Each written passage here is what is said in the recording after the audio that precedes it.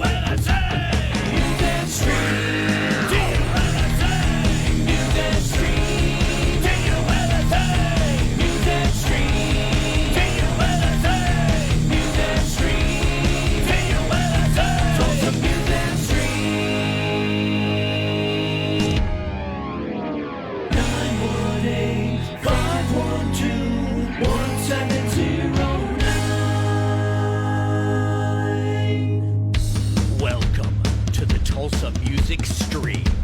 And now, your hosts, Scott, Jana, and Nine.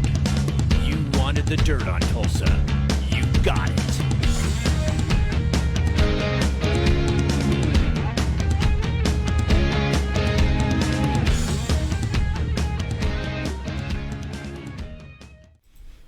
Welcome to Tulsa Music Stream. This is episode 73. We will be joined by Phil Lewis of LA Guns shortly. It's good to have you guys with us on a Monday night. Shout out to you guys in the chat room, Elizabeth Talcott, John Cardello, Charles Martin, many more of you in there. Thank you all for jumping in here, kind of at a last minute notice thing. We didn't know Phil was going to happen tonight until this morning, so you just kind of jump when they say jump and enjoy the ride. We want to thank you guys. I want to remind you all that you can see us live, and you can also see the replays on YouTube, Facebook, Twitter, and Twitch. Awesome. Please make sure you subscribe to our YouTube channel. If you guys want to check us out in podcast format, where you just hear the audio only, there are the different platforms there: Spotify, Amazon Music, iHeartRadio, Apple Podcast, Google Podcast. You can see us and hear us all over the place. How are you, Scott? Hey, I'm doing good, man. It's great to have Phil back on. Yes. Chit chat with the new album that's coming out called Black Diamonds, and so they just released a new video called Diamonds. So it's going to be a cool conversation that we're going to have with him. That song is incredible. It's very moving. I've heard a few tracks off of this album so far. I haven't gotten to hear the whole thing, but it's not released yet, I don't think. Yeah, I know. It seems like, but it seems like that gets out to. That's all the what news. I'm saying. Yeah, I haven't been privy to any leaks or anything, but I have seen the 3 videos, and man, LA Guns just continues to crank out top quality music. I think they're working with a great producer. We're going to talk about him with Phil when he comes in. But man, I mean, it's just we are just chocked full of guests coming up. It's funny. This is kind of a feast or famine deal. Like we'll go for a little bit and not be able to get anybody, and then they just come in a big string. But we have one Thursday, Bruce Kulick. Wow, of Grand Funk Railroad and of course Kiss. Yeah. But that's a gear-only conversation. He requested specifically that we talk about gear-only that night, so we're going to honor that, and all you gearheads can get in here and enjoy the gear talk with Bruce Kulick. That's not going to suck at all. Yeah, and tonight we are nineless, and so he's got some other priorities, so he'll be joining us this Thursday. As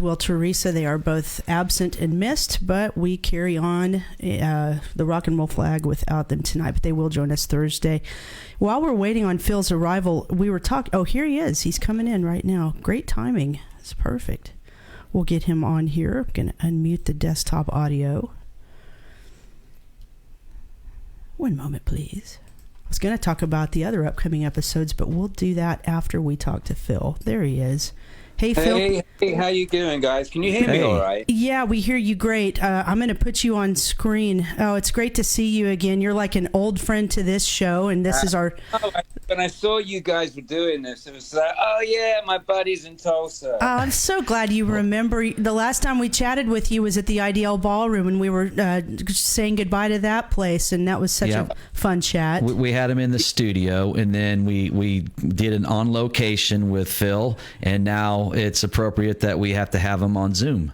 Yes, and I love your closet back there. This is your wardrobe, is it not? It's not my closet. Hold on a second. Oh, now, okay. There we go. There you go. What a reader you are, Phil. He's a man of many books. See that? Love it.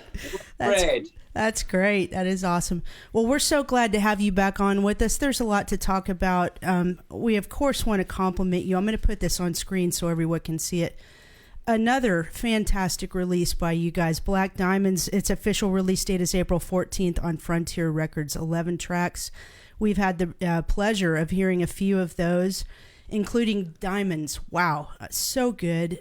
Tell us a little bit. I know Tracy is extremely excited about the album. He said it's on repeat. He can't stop listening to it. Do you share that equal excitement about this release?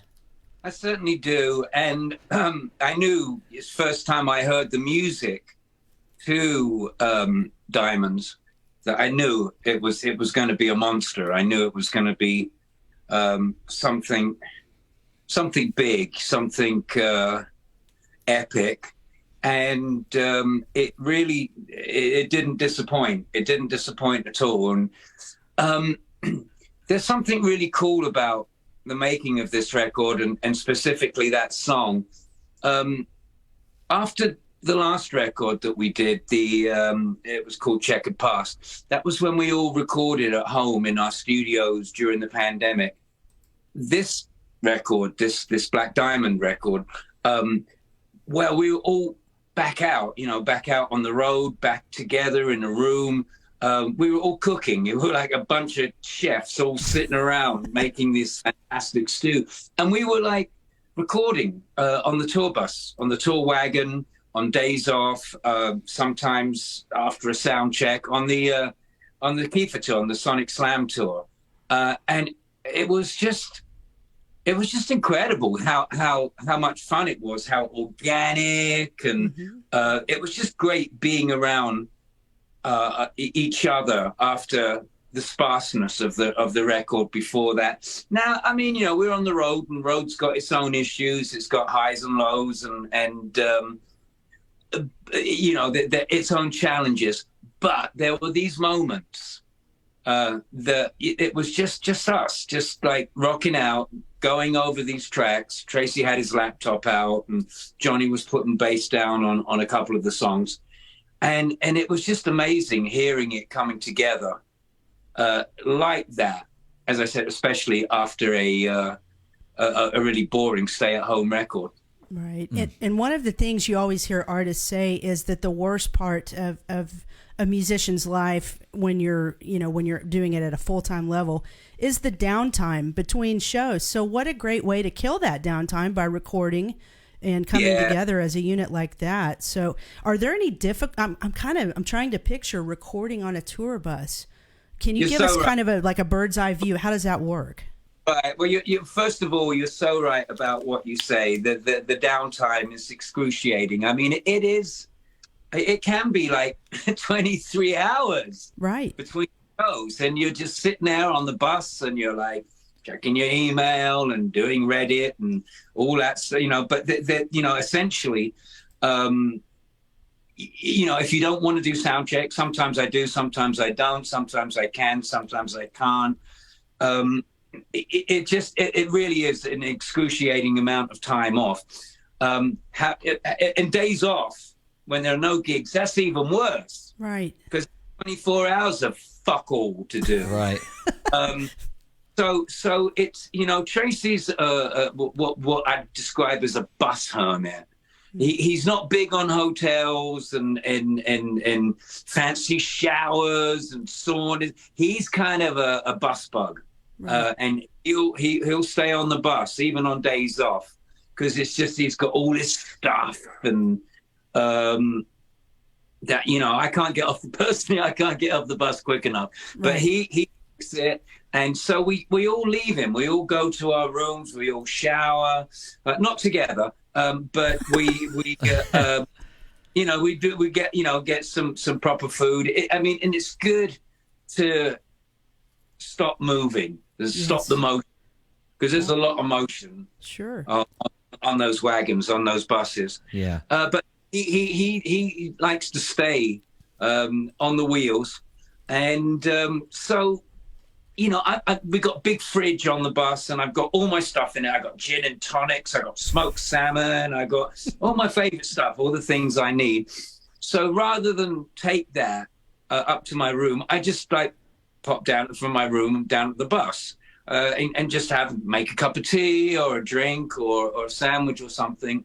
So I open the bus door, and there's three of them, like they're jamming right there. They're putting down the bass to like a drug, and it was like, fuck, this is so good. This was such an amazing moment. I didn't know they were doing it, but that was okay. They let me stay because it's like, well, I can sing it for you if that would help. No, yeah, stay. I want you to sing it, and it was fucking magic. It really was, and so. Yeah, they're more spontaneous than like, well, we've got 4 hours after sound check, so let's do it then. Because we weren't on any time constraints. It was just something to do, Yeah, and sometimes when the pressure's off like that, that's when the creative juices really flow. I've got one question that kind of tails onto something you just said. I'm going to turn it over to Scott after this. But so you talked about, you guys are creating this on the bus.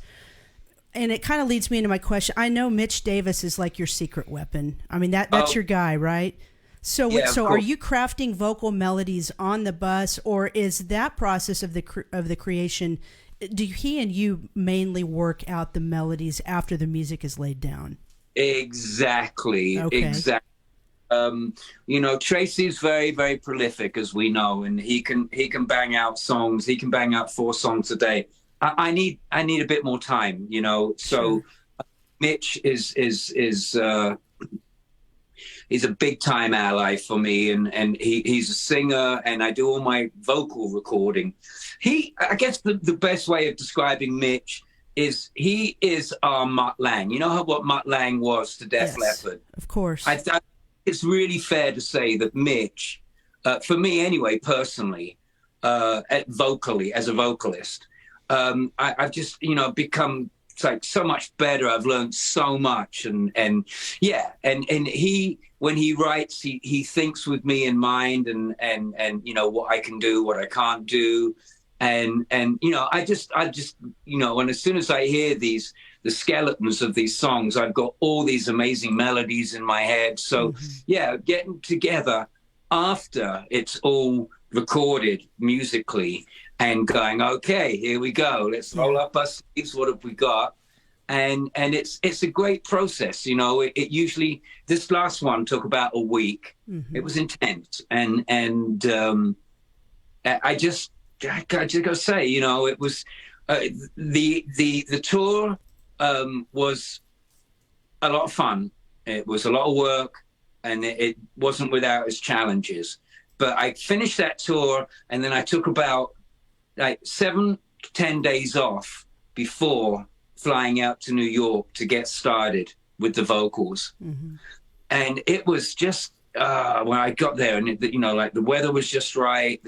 Mitch had just finished his studio, and Mitch was the same as us too. He'd been stir crazy from the pandemic, mm-hmm. So he had this beautiful studio that he built prior to COVID, and he couldn't use it. So finally, we got to go in and ride the spaceship, and it looks like a spaceship. It's incredible. I honestly, I think Mitch is very much our as you say, our secret weapon, our invisible member. And Tracy and Mitch have been working prior to me doing the reunion, so I was already aware of what they were doing together, and I really liked it. Yeah, his use of delay is brilliant on your vocals. It gives it that extra layer of eeriness. It's just so fantastic. I know, and he does all of that. That's his thing, the production, and when the first time I heard "You Betray," and it was like that backward echo, delay, reverb. It was like, damn! It's just like, it's so different. It's so oh, I don't know, for a better way, it's sort of Pink Floyd. It's Cure. Yeah. It's got, you know, he really is so into his effects. He is what Tracy is to guitar pedals and amps, Right. Mitch microphones and vocal effects. Amazing. Yeah. So April 14th, Friday, April 14th is your the day that the album Black Diamonds drops. What preparation do you guys go through leading up to that date, the weeks leading into that? Do you guys have a game plan? Is it a lot of confusion? Is there a lot of overwhelming things that you guys got to do? No, you know, Scott, mostly it's just this, you know, it's prepping it and talking about it and answering a lot of questions and sort of peeling the onion a little bit. You know, people want to know, now that they've heard it, they want to know a little bit more about it. I really enjoy that. Of course, making videos, of course. We've made 3 videos already from this record. We made first one, Shattered Glass. yeah. You just released a new one, Diamonds. But You Betray, Yes. which was sort of intense and cartoonish and crazy. And then we did Shattered Glass and Diamonds. We did those basically back to back. Oh, wow. The following day, recently. Yeah. And you know, it's for me personally, I like to get a different vibe for a different video for a different song. Like I think Shattered Glass, you know, the look of it, you know, the white stage, the rotating stage is very much different from the sort of the Vampire Lestat kind of vibe that we were going for in Diamonds. Right. Both fun, but you know, stuff like that is what sort of what a band will do, what will you do before the release of a record. And you know, it's good. It's from the time you finish the record, it takes 6 months for it to come out. So you got to sit on it. You got to sit on. Got to like contain yourself, and you know, fortunately we had stuff to do, but I know that drives Tracy crazy. So where did you guys shoot Diamonds? Because man, I'm sorry, it's my favorite. I just love it. It's a beautiful song, and I look at the video, and to me, it looks like a house where you should be living. Yeah, I know. That's what, you know. And when we got there, I felt that too. It was like, God, there was a library there. There was a ballroom. It's in downtown LA, and it isn't a residence at all. It's just a series of big rooms, stages. It is purpose built, but with a vibe, you know, a vibe to it. Like, you know, like where we shot the actual video itself there's a venue there. I mean, and it would just, there was a stage and we could have set up there, but that would have just limited our room. So we did it widthways instead of down at the end. But wow, talk about a vampire theater. And that was like a theater, like the stage at the end of that room. And they had all these cool artifacts and furniture. And as I said, you know, next to where we shot the video, there was a library, and you know, we had a lot of. It was pissing down with rain. That's the day we were doing it. So we were absolutely marooned. We couldn't leave the building. We couldn't go anywhere. So, and it was cold, and the library was kind of warm, and it was a library full of like books about the Russian Revolution, a bit like my I was library. gonna say, just shoot a video in front of that. But with real books. Right. You know, this is your 4th album. It's almost like your 4th comeback album, and all the last 4 albums have just been, well, I haven't heard the last one yet, Black Diamonds, but the last 3 were just masterpieces in my mind, and they just kind of, I'm hoping this 4th one kind of completes something. I don't know. I don't know if this is a new chapter for LA Guns, or is this the final chapter for LA Guns? A final? No, hell no! Don't be silly. Look, the thing is, the first two were very progressive. They were very heavy. They were very heavily Sabbath influenced. They were, had the intense Shane Fitzgibbons, like big, bombastic drums. The fourth one, I feel that we've really honed the songwriting, and it's if you would have to describe it, does have a theme, and the theme would be it's fair to say it deals with breaking up. Mm-hmm. And it's a lot of breaking up in this song, a lot of shattered glass, a lot of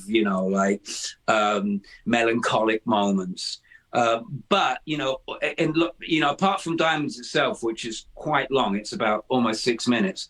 Everything else is really short and bang, bang, bang, and it's a lot of power pop there. There's a lot of Cheap Trick kind of stuff. Mm-hmm. Hell of a lot of Zeppelin influence, of course. Figure Tracy's biggest Jimmy Page disciple there is, and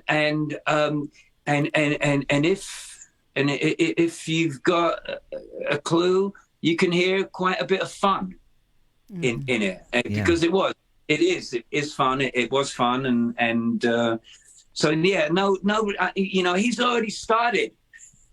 Fucker's already started working on the next one. Wow. Oh my God, that's incredible. The lyrics for Diamonds is incredible. I'm not sure where that you get your inspiration from, but it says, "I know we're broken, but we shine like a diamond now." I'm not sure where you get your creativity, where you get this energy, where does all this come from, and it just seems to kind of come at a rapid pace for you guys.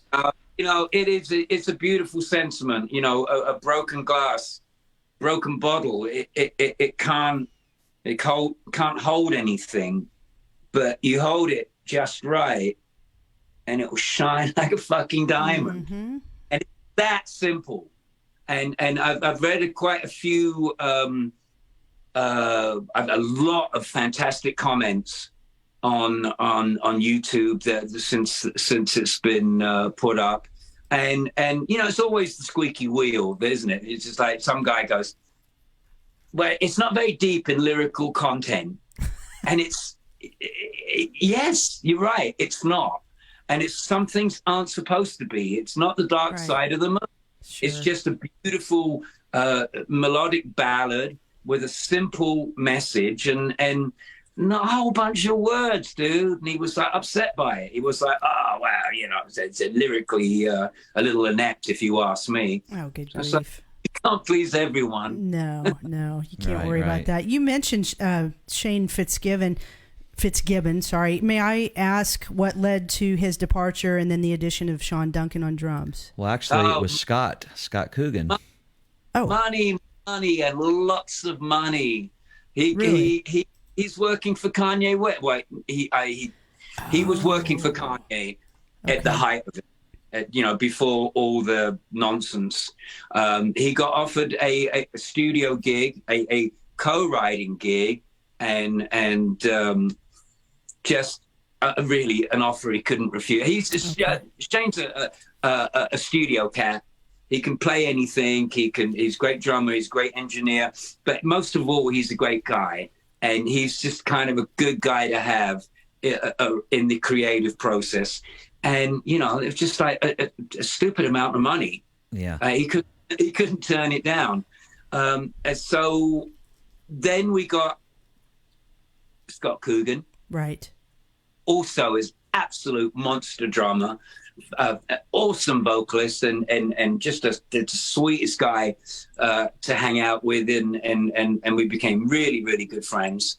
And then our paths during the pandemic. That's right, because we needed to proceed with the record, and Scott didn't really have a very good studio setup, so we ended up using our other secret weapon, the seventh, member of LA Guns, Adam Hamilton, Okay. who's drums on and all the records, apart from the ones that Shane did. So he did.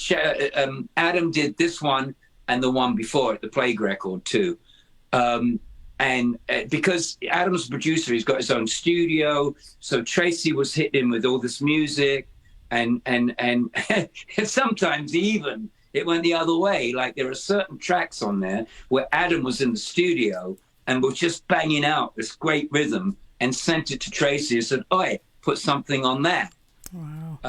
So yeah, that was great. That was Adam doesn't. Not much of a road guy. Okay. He's more of a studio cat, family guy. So he's perfect for a recording drummer. And then Sean, who's just amazing drummer that has been friends with Tracy for something like almost as long as we. Like even they were all raving about this band Odin when I got off the Mayflower. Love Odin. Right.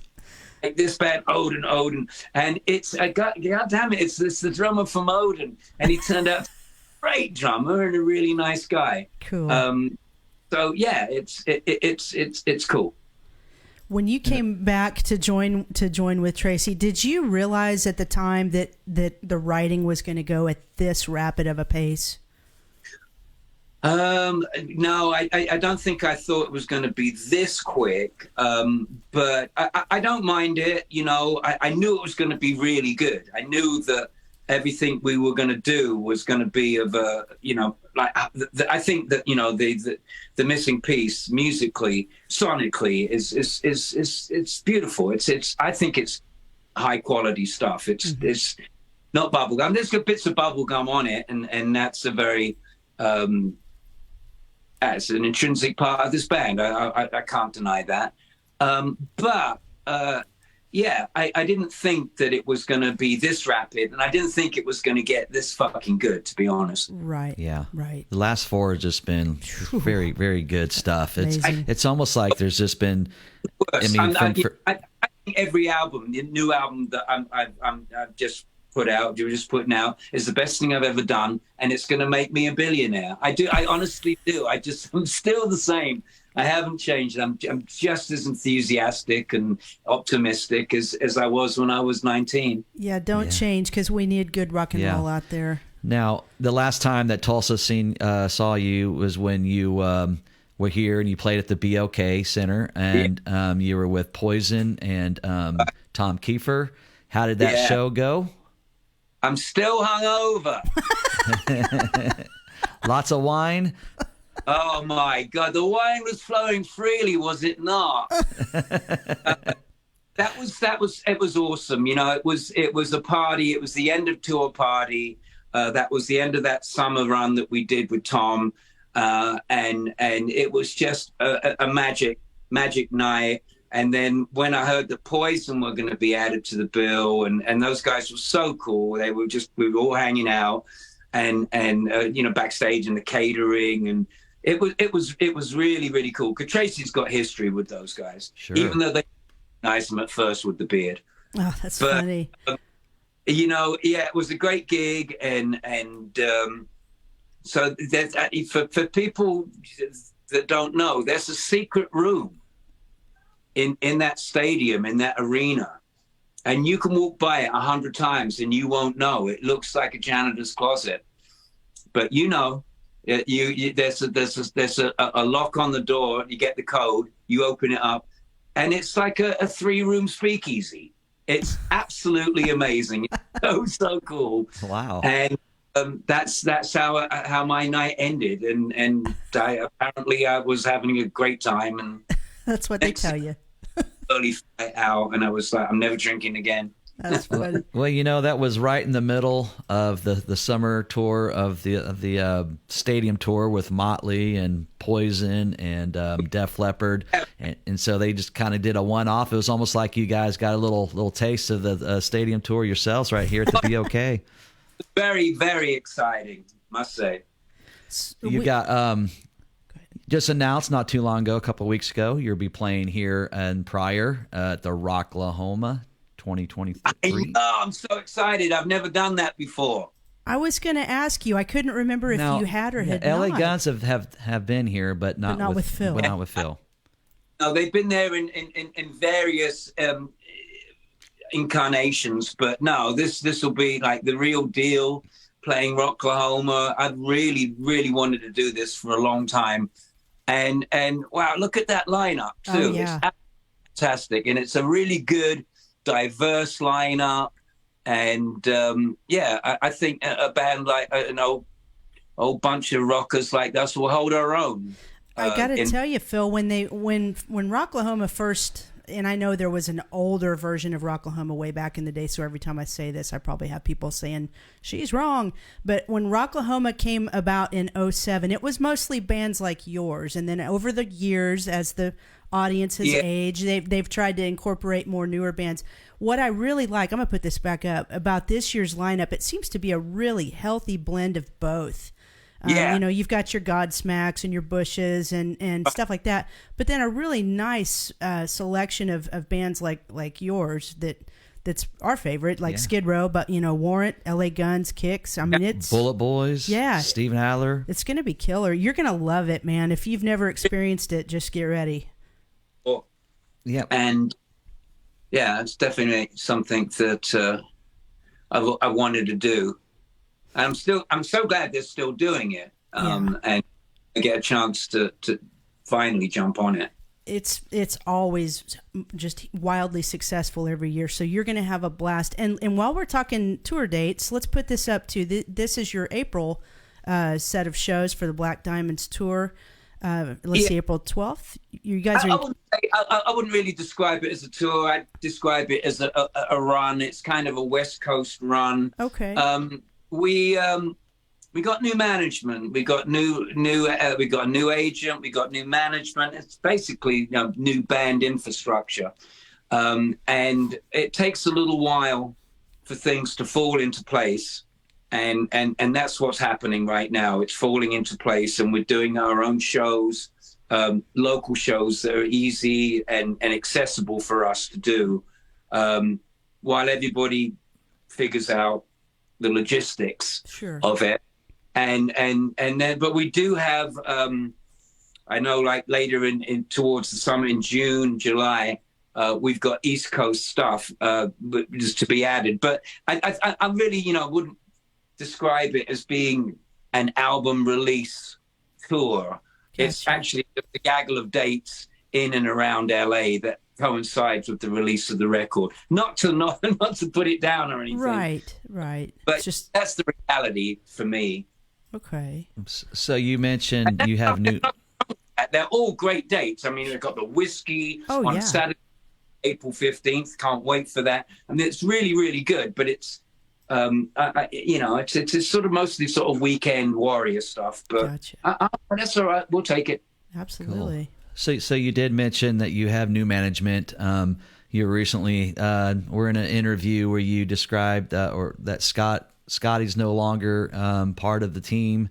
And he was kind of the bridge between you and Tracy. Yeah. And there was at one point you almost felt like you were going to step back and move on from LA Guns, but then new management, I guess, turned things around. It broke my heart to see him go. I knew he was going to go, and I always said, don't go, and I begged him not to go for a long time. But in the end, he just, he had to go, and I had to decide, am I, and always for me, it's about the music, and there was a whole shitload of drama that went down days prior to us doing a couple of shows in Vegas at Vamped. And a lot of bullshit, fuck you, fuck this, I'm not doing this, I'm not doing that. But we had a show to do, and it's in our collective DNA. If there's a show to do, we do it. Right. So we did the show, and it was like the minute the music started, the minute we started playing, all that bullshit just flew out the window. None of it mattered. None of the insults, none of the back, none of it mattered. It's that first, I don't know what we played, like Cannonball or Over the Edge or something like that. And I was like, no, I'm not leaving. I'm sorry that Scott had to go, but that's just not enough of a reason for me to leave. And he understands that, and I've just got to grow up a little bit.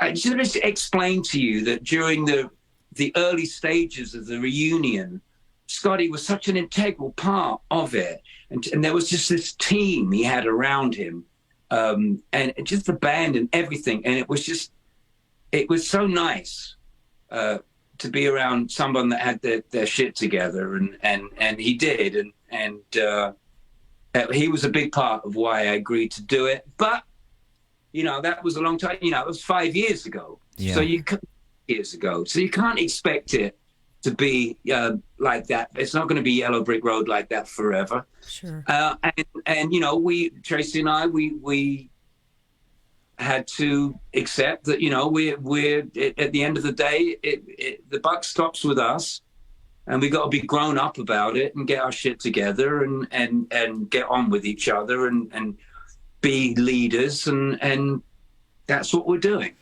So, ready to go. I mean, what a stupid time to leave a band that would be, and it's just like, no. I mean, it was the gig that did it, the album, and just the legacy. I couldn't let it end like that. Yeah, and especially with you guys at what I consider to be the top of your game. Your voice is not degrading like some of your cohorts who are, of course, it's just nature. As you age, sometimes your voice tails off and what you can do, but it seems like you are truly getting better all the time. And you've, like we talked about, Mitch Davis, getting the best out of you all the time. It truly would be a shame if you guys just hung it up. So we're certainly glad that you did not. I couldn't do that. I live in Vegas now, and Sebastian Bach moved out here, and we've become quite friendly. We've always been friendly, but like a couple of singers, and getting together and sharing tips and stuff. And he just turned me on to a vocal coach that I used way back in the day. And it's funny, because when we get together, we talk about, he's very disciplined about his voice, and he too still sounds absolutely fantastic because he has that discipline. And we kind of like share points, share warm-up tapes, and it's really good to have that. And he's a big influence. Yeah. I've got to say, and a good one. Well, mostly. You remember that night that up here at IDL that he put Eddie Trunk on his ass, right? You remember that? Oh my God, the birthday cake! You got the hell out of the way. Yeah, you were. Oh God, I saw it. I mean, when you see Eddie going down horizontal like that, that's probably the best thing to do. It was like shit. Oh yeah. But he took it well, and it was all in jest. Sure. Yeah. It's. But I know. Tulsa, I've had so many good nights there. As soon as I saw it was you guys, I was like, "Can I get myself a drink?" And talk. That's so sweet. Well, we never know if our guests remember us, so that means a lot that you do. But we always enjoy having you on. Yeah, that middle chair. Yeah, normally, by the way, our third host, Nine, he's actually at band rehearsal this evening. He couldn't join us, but let me switch to the side shot. I'm going to show you who his fill-in is. It's a cat.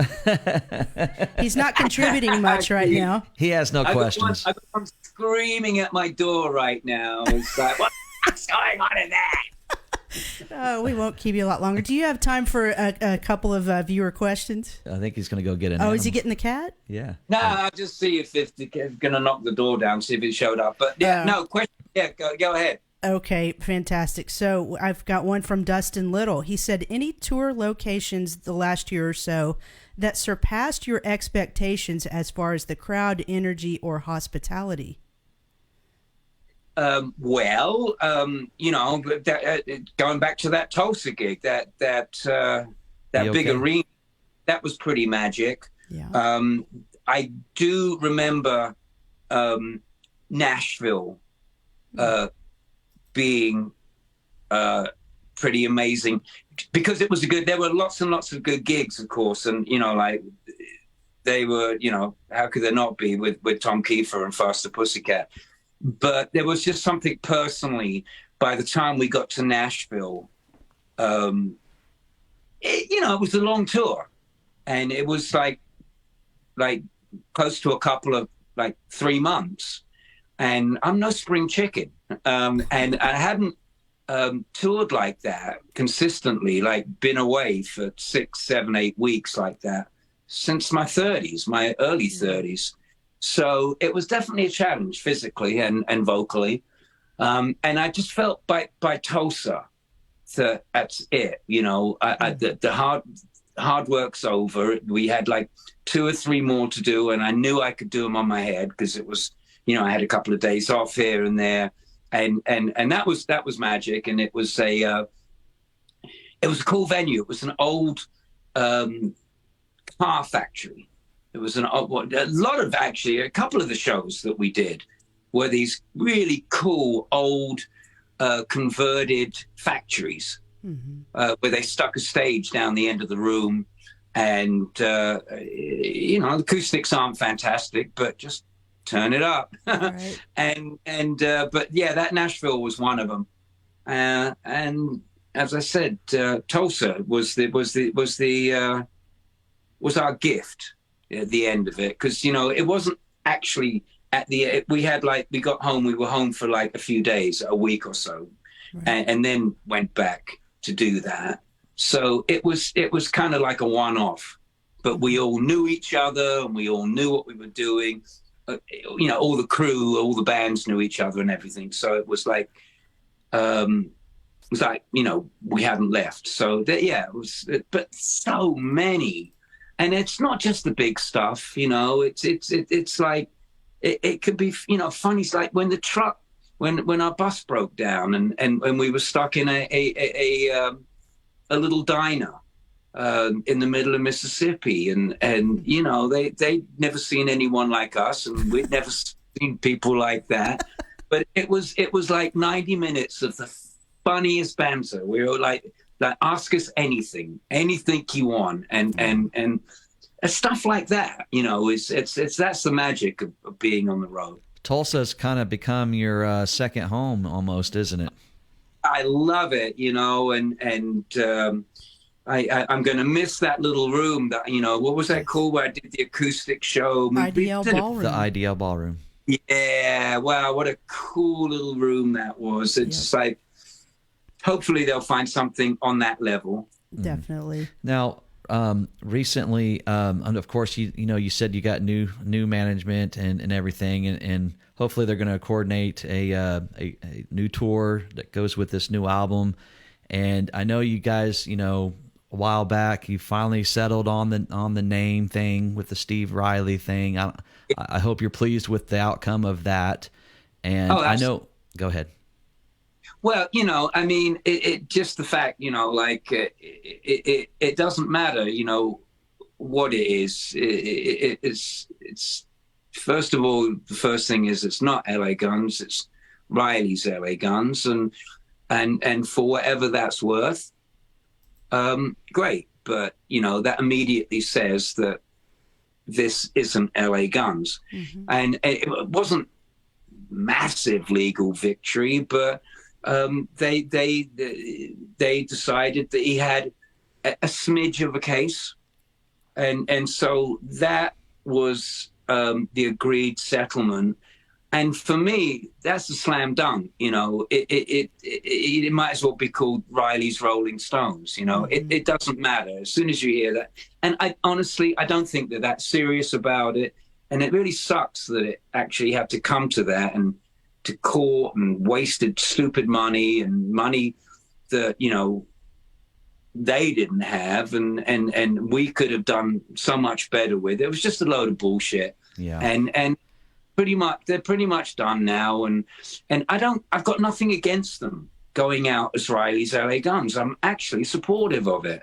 It's just that, you remember when we were talking about this, Yeah. they were playing some fast shit, and that wasn't cool. They were going out as LA Guns, and they felt that they were entitled to, and we simply couldn't allow that.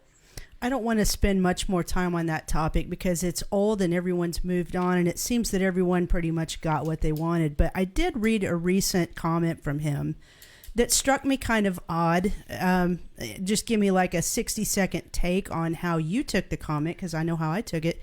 He was actually speaking well of you guys and said he wished you both well. But he kind of he tried to talk about their approach to touring, and he basically, in a nutshell, was saying they're just doing select dates at higher quality venues where, you know, it's nice casinos where they can sleep in nice beds. And it wasn't that he was downgrading the type gigs you guys are doing it, but, you know, he made it known that you guys are out there in the smaller clubs trying to string just a ton of dates together, and they don't want to do it that way. I'm highly doubting that the quality of gigs that you guys are getting is lower than the quality of gigs they're getting, correct? You know, if it makes them feel good saying that, that's great. That's fine, you know. And I'm not saying that we haven't played the odd dive, and I'm not saying that we won't ever will again. But shit like that doesn't bother me. It doesn't bother Tracy. Mm-hmm. We play shows. We play big shows. We're playing Rockla-fucking-Homer. You know, we're Absolutely. doing, Right. you know, really, really good stuff. I don't feel. I feel that the music and the legacy of this band sells itself. I don't have to talk it up and say, well, we played to a 5,000 seat arena 2 weeks. I don't care. It just doesn't care about stuff like that. And you know, if that makes them feel, you know, we do. They do about half a dozen shows a year. Yeah. We're 200. Right on. Now, you did mention in an interview about an 80s cruise. Yeah. Like a very diverse lineup. Can you tell us a little bit more about that? We just did it. Oh, cool. Oh, my gosh. And it was with the Devo. What must have been about a couple of weeks ago. We all came down with COVID. Oh, we no. We got off the boat sick. It was so much fun. Well, first of all, yeah, it was an 80s cruise, and it did have Bret Michaels on it, and it did have Vixen. But apart from that, it was really like Devo and Living Colour and XTC and you know, like the sort of the 80s stuff, you know, the sort of the Live Aid kind of stuff, if you will. And it was so much fun with these different style bands, and a lot of them were English. So that was a laugh for me, being around British bands and hearing their jolly old accents. But Tracy loved it. He became. I thought he was going to be the new white member of Living Colour. It was really, really a lot of fun. Devo was great. Bret was great. It was really good. Normally our cruises are they're very short, like 3 or 4 days, 4 at the most. This one went on for a week, and I think we left on Wednesday and got back on Wednesday, and I really felt like that we'd been out at sea for a month. But it was nice, and good people, easy vibe, but and very different type of fans as well. You know, not just typical sort of Rockla-Homer M3 kind of fans. It was like, you know, Devo fans, the bit quirky. being out to sea that long, I mean, when you got back, was it hard to get your legs underneath you, or?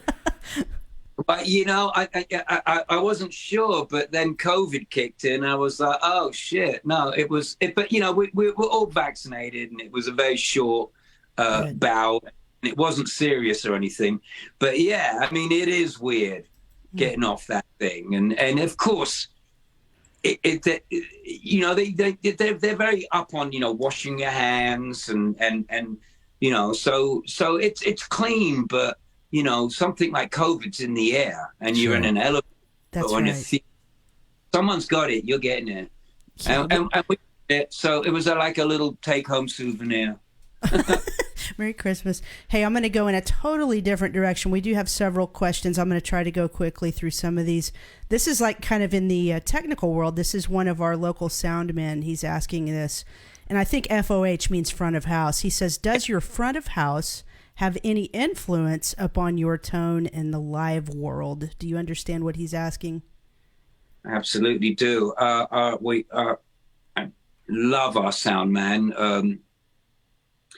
A guy called Pilgrim. He's been around for a while. He's been touring for decades. He's done everything. He's with Def Leppard. He's out with Lita Ford at the moment, and he is really good, isn't he? I mean, he really, really is, and he's consistently good.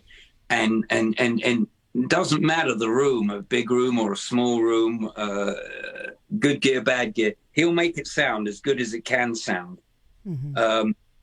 And he spends a long time doing it. You know, some guys come in, knock up the faders, bass drum, kick drum, blah, blah, blah, blah, rhythm guitar. All right, let's go, vocalist. Let's go. But no, he takes hours. Yeah. And sometimes it can drive us crazy because we're all ready to play.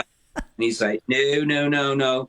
And he's another one of these guys. He's, although he's a front of house live guy, he rarely looks at the band. And every time I'm looking to see if I'm making eye contact with him, no. His focus the whole time is on the faders and on the effects. And he is another secret weapon, I've got to say. We're lucky to have him, and it's really important to have a good front of house guy, especially when you're playing new music. Sure. And you've heard the album and what Mitch has done with those vocals. You can't have some guy like the house guy putting a bit of reverb. It needs more than that. You know, it's a production, and we take that very seriously. So yeah, he does play a huge part. Yeah, I've always viewed those guys as basically as part of the band. I mean, they can certainly make or break you. There's no doubt about it. Oh, sure. No, he's great. He's a great guy. He's a London guy, and he's just a great guy to have around. And yeah, we love him. Shout out to Pilgrim. Leslie Bailey Allard says, can he explain the devil mask? He's going to go get it. This is great. Oh, my gosh. Don't scare us now. Oh, Lord. There it is. I don't know what you mean. That's kind of creepy, Phil. No, it's good because it's one of the few masks that you can actually sing. That's true. Yeah. But what I loved about this one is that, well, you know, come on, it was the devil, you know, and there's a song all about devil. And oh, of course. Me, I love it. I've got a sense of okay. I love to dress up, and it was just a fun part. So some of my more right-leaning Christian friends were like, "You are joking, right?" And I was like, You know, we always bring up guitar players and bass players and drummers, and we always ask about their gear. But we've never asked a vocalist, lead singer, what kind of gear he uses. Mm-hmm. Now, what type of mic, wireless mics and in-ears do you use? I don't use in-ears. I tried that, and I didn't like it at all. It's like being in another room. Yes. From a band, you know, I just really felt isolated. And you know, I don't like all that wire. I don't like all that stuff attached to me. I don't like having a pack on my belt and wire running up my back and shit in my ears. And that was never part of my rock and roll fantasy. That was something that, you know, Tracy's loud as fuck too, and God knows some nights I need it. But you know, my right ear is pretty good. So, you know, as long as I can sort of pitch it, I'm all right with that. So just use a regular 58 wireless mic, and you know, Pilgrim does a lot of stuff with the effects, and I'm sure he uses like harmonizers and whatnot. But for me, if I'm like doing a get up and jam kind of a thing at a bar, I'll tell the guy to put on a bit of reverb, a medium-sized room reverb, and then just a 50 millisecond, a half a second delay.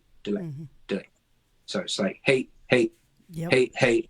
So that's all I need, and that and a little bit of reverb, and I'm good to go.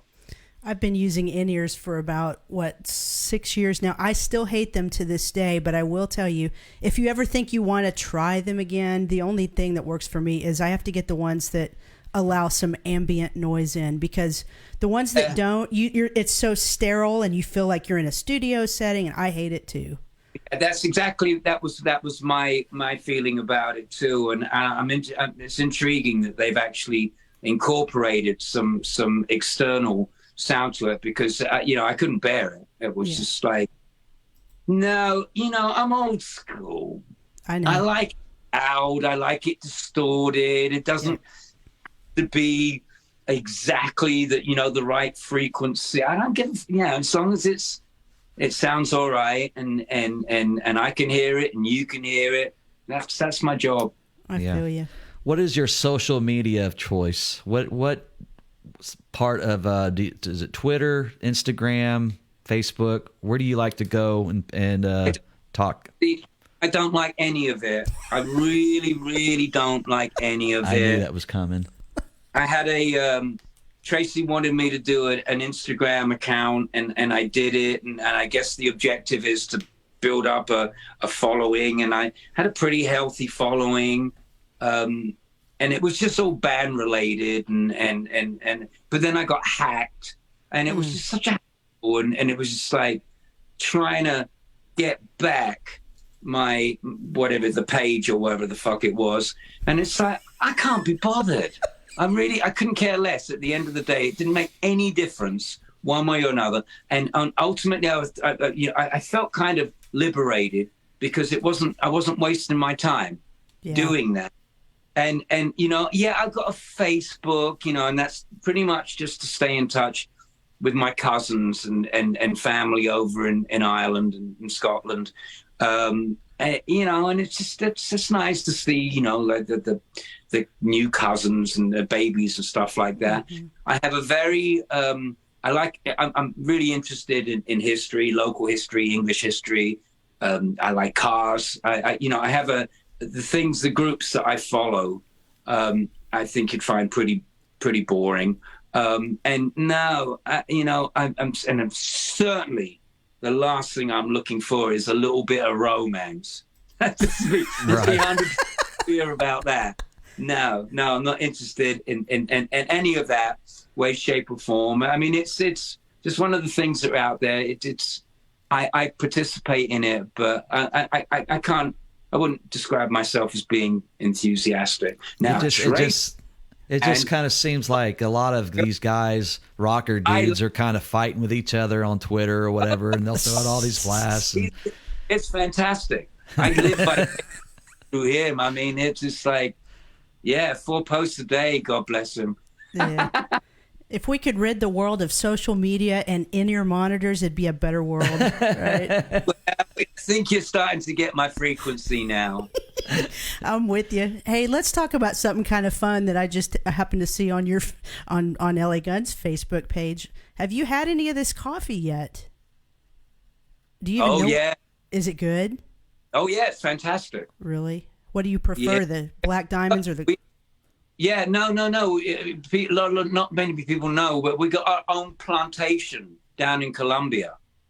And it's not a big operation, 1,000 acres or so. And we're just, this is going to be our first batch. And wow. you know, and they actually, between you, they put cocaine in it. Is that Right. right? Just right. Just so that your lips get numb when you drink it. So when you have to do those back-to-back gigs, that's what you feel yourself on, right? That's right. Gotcha. I gotta tell you a funny story. Tried it and it doesn't contain cocaine. Yeah, we figured you were joking. I want to tell you a funny story. Maybe Scott might have some more that he wants to get to, but when we did our first interview with you, I don't know how many years ago that's been now, if it's been 4 or something like that, and Scotty came to our house and he was a good protector of you that night. You gave us a phrase that night that Scott and I still use in our home to this day, and it was when you were relaying your story about you were sitting there one day with your bandmate and you were contemplating, this was when you were in Girl, you guys were contemplating if you were going to go ahead and go to the show to open for Kiss that night. Yeah. And what you told us, now we use this phrase anytime someone irritates us or does us wrong, you know what we say to them, and this is because of Phil Lewis. We say, "Fuck 'em, Bryson." Do you remember telling us that story? I do. I remember it. I remember telling you, and I'm still in that Chinese restaurant looking out the window, and it's pissing down with rain, and we're supposed to be on stage at Wembley at that very, very moment. Yeah. Oh, that's funny. I'm glad you remember that. Oh, that phrase lives on. I mean, we pull it out all the time. Someone does us wrong, we say, "Fuck 'em, Bryson," and it's that simple. It's good stuff. Wow. All right, well, I better go now. I gotta. Okay, bud. Yeah, it's been an hour. Hey, Really good talking to you, and if I don't see you before, I'll see you at Rocklahoma, of course. you Okay. definitely will. And everybody go out and get Black Diamonds. It's- April 14th. Yep. We'll see you on the road. Thank you for your time, Phil. Have a great night. Guys, great talking to you. You too, bud. Okay. Bye-bye. Bye. Okay. Oh, that was great. I'm so sorry we didn't get to a lot of your questions. He had a hard stop on the top of the hour, or the bottom of the hour, you could tell. It is 7:58. Thank you, Phil Lewis. Amazing as always. Probably another interview going. Probably. I don't think he wanted to go, but he needed to. That's great. Thank you guys for watching. Man, I love talking to that dude. I must admit, we were like, man, we've talked to him twice before. I hope we have enough to fill an hour. Oh, man. Easy peasy, no problem. Absolutely. Good dude. But hopefully he'll come in the chat room, and hopefully he'll answer some of your questions, and at least hit like on some of them, and that'd be cool. Definitely. But yeah, he's probably got things he had to do. He only could do 7 o'clock, and you know you have to understand it's what 6 there. Well, let's see. They're 2 hours, but yeah, it's 6 o'clock now. I'm sure he has another interview because they have this album to promote. We didn't get to put it back up on screen when he was still with us, but I do want to put it back up if I can find it. Here it is. Black Diamonds. Man, the stuff we've heard off of it so far is phenomenal, and I think they just keep getting better with each release. So you guys make sure you pick that up. It comes out April 14th on Frontiers. 11 tracks of LA Guns goodness. You guys are going to love it for sure. So let's talk a little bit. We told you at the top of the show, you can always catch us live or on the replay. And for some reason our YouTube wasn't going live. Really? So we'll have to figure what's going on with that. There was some sort of a notification thing that popped up on the Restream. Is that right? It was telling us something. But anyway, yeah, you gotta make sure you guys subscribe to our YouTube channel, hit that like button, hit that subscribe button, as well as our Facebook page. You can hit our little notification when we go live there. It'll let you know, give you a little notification. We are also live on Twitter, and follow us there. And we are also on Twitch. That's one of the mysteries I haven't really worked too much on was our Twitch channel. But, one day maybe we will. And we are also on audio. And you can not watch, but you can now hear us on the podcast platforms: Spotify, Amazon, iHeart, Apple Podcast, Google Podcasts, and so many more. I mean, there's like a bunch. No, there's not much more than that. There is. That's pretty much it.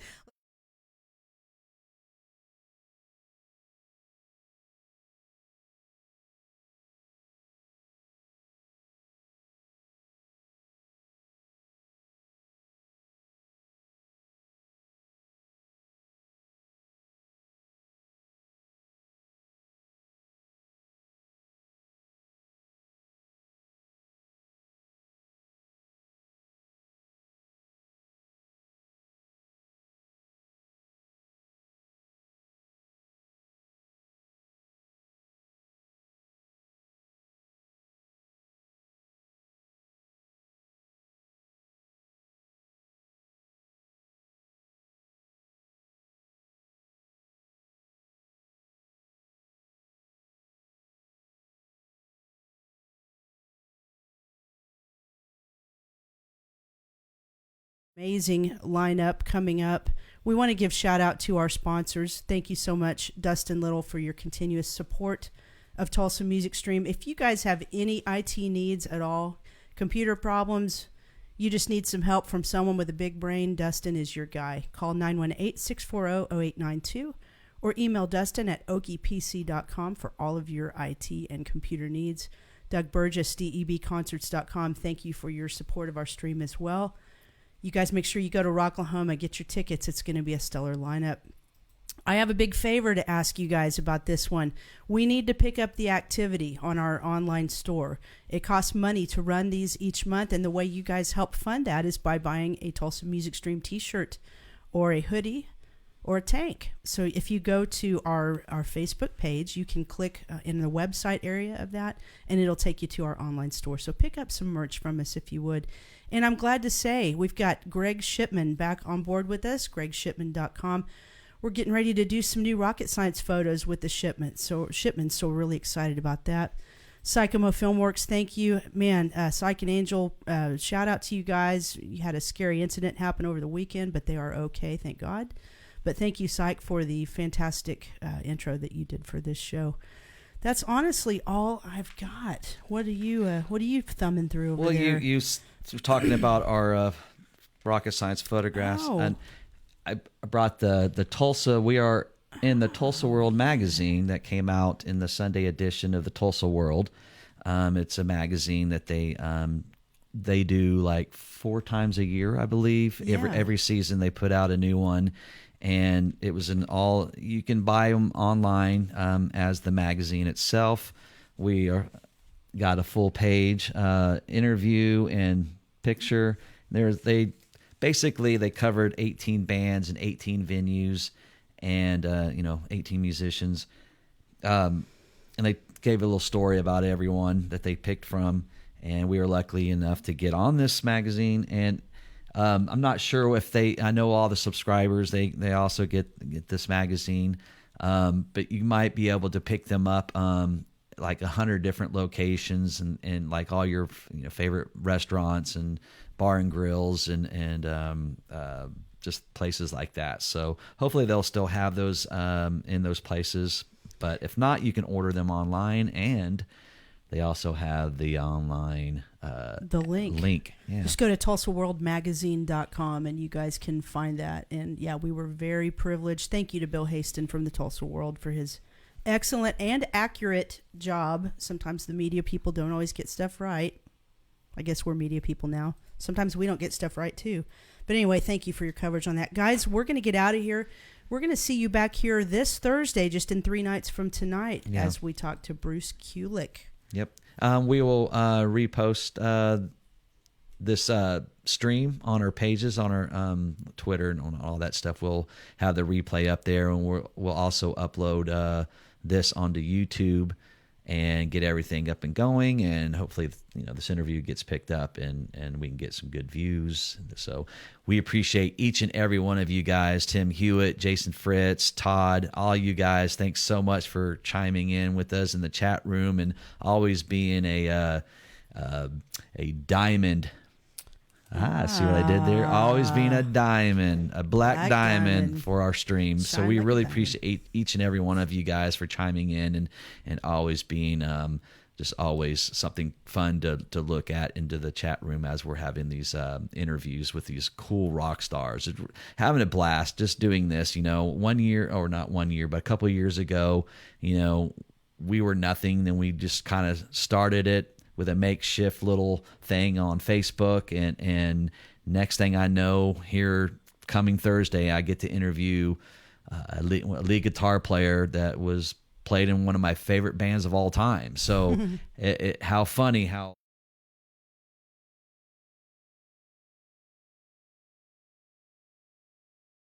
guys watch our stream and help us spread the word, pick up a shirt, tell your friends about it, share our streams and all that good stuff. But everything that you guys do, I really appreciate it. So, and we all appreciate you. Definitely. Couldn't have said it better myself. You all have a wonderful night. Have a great week. Be safe. We'll see you back here Thursday night at 8 p.m. Central with Bruce Kulick. Have a great night, guys. Thanks for watching Tulsa Music Stream. Bye, guys. Bye.